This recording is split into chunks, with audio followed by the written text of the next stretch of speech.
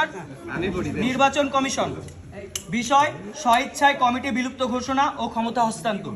জনাব, আমি খুলনা ক্লাব লিমিটেডের সভাপতি গালিব কপাতিয়া সহ সভাপতি মোহাম্মদ ওহিদুজ্জামান কার্যনির্বাহী পরিষদ 2024-এর সকল সদস্যের পক্ষ হইতে কার্যনির্বাহী পরিষদ 2024 বিলুপ্ত ঘোষণা করে যাবতীয় দায়িত্বতার নির্বাচন কমিশনার জনাব ইঞ্জিনিয়ার মশুজ্জামান এবং ডাক্তার মোস্তফা কামালের নির্বাচন কমিশনের সকল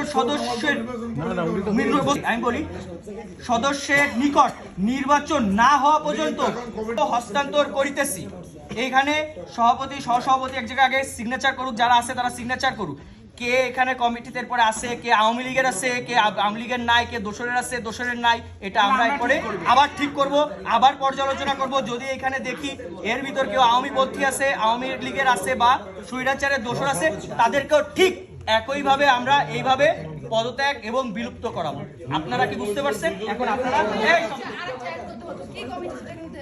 কার্যনির্বাহী কমিটি 2024 পরিষদ কার্যনির্বাহী 2024 বিষয় স্বইচ্ছায় কমিটি বিলুপ্ত ঘোষণা ক্ষমতা হস্তান্তর। কাদের কাছে